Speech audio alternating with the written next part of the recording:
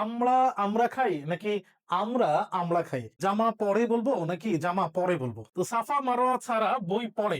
সারা নতুন জামা পরে এসেছে। এই উদাহরণগুলো থেকে আশা করব বয়বিন্দু র এবং ডয়বিন্দু র নিয়ে আর কারো কোনো প্রবলেম হবে না। আসসালামু আলাইকুম। 3 মিনিটের বাংলা শিখির আজকের পর্বে আমরা আসলে শিখব আমরা আমরা খাই নাকি আমরা আমলা খাই।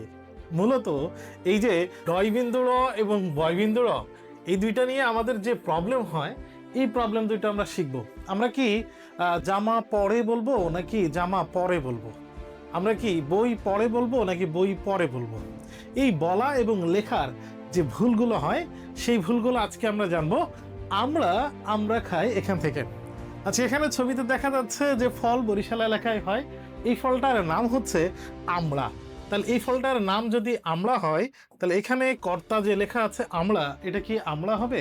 এই ফল দেখে আমি বলবো আমরা খাই? আমরা তো বলবো আমরা আমড়া খাই। তার মানে এখানে হবে বয়বিন্দু র আর এখানে হবে ডয়বিন্দু র।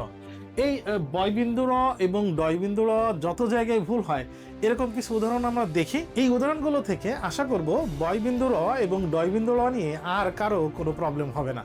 আমরা ছবিতে দেখতে পাচ্ছি এখানে একজন পা পিছলে পড়ে গেছে আর এখানে একজন জুতা পরছে। তা এখানে এই যে কোনটা পরে হবে এবং কোনটা পরে হবে, এরকম তিনটা মোট 6টা উদাহরণ থেকে আমরা জানবো। প্রথমে যে ছবিতে দেখতে পাচ্ছি যে এখানে সাইকেল চালাচ্ছিল একটা ছেলে, সে সাইকেল চালাতে গিয়ে পড়ে গেছে, মানে সাইকেল থেকে সে মাটিতে পড়ে গেছে। এখানে লেখা আছে ছেলেটি মাটিতে পড়ে গেল। এই যে সাইকেল চালাতে গিয়ে পড়ে যাওয়া, পা পিছলে পড়ে যাওয়া, এই পড়ে যাওয়াতে কিন্তু ডয়বিন্দু র হবে। আবার এই ছবিতে আমরা দেখতে পাচ্ছি সাফা, মারোয়া এবং সারা, এরা 3 বোন বই পড়ছে। তো সাফা, মারোয়া ছাড়া বই পড়ে।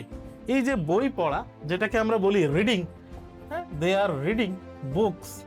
এই যে রিডিং বলছি, এখানে কিন্তু বই পড়ে, তার মানে ডয়বিন্দু র হবে। পরবর্তী ছবিতে আমরা দেখতে পাচ্ছি বৃষ্টি পড়ে টাপুর টুপুর, তার মানে টুপটাপ বৃষ্টি পড়ছে, টাপুর টুপুর বৃষ্টি পড়ছে। এই যে বৃষ্টি পড়ে, এই বৃষ্টি পড়া, তার মানে কিন্তু বৃষ্টি বই পড়ছে আর বৃষ্টি পড়ে টাপুর টুপুর একই জিনিস।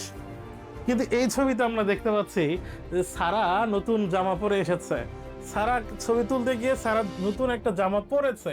এই জামা পরা কিন্তু বয়বিন্দু র। আবার এই ছবিতে দেখতে পাচ্ছি যে এক ছেলেটা স্কুলে যাচ্ছে, জুতা পরে বাইরে যাচ্ছে।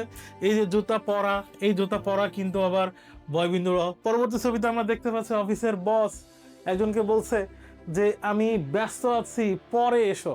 এই যে আগে শব্দের বিপরীত শব্দ পরে, আগে এর বিপরীত শব্দ যে পরে, এই পরেও কিন্তু আবার বয়বিন্দু র।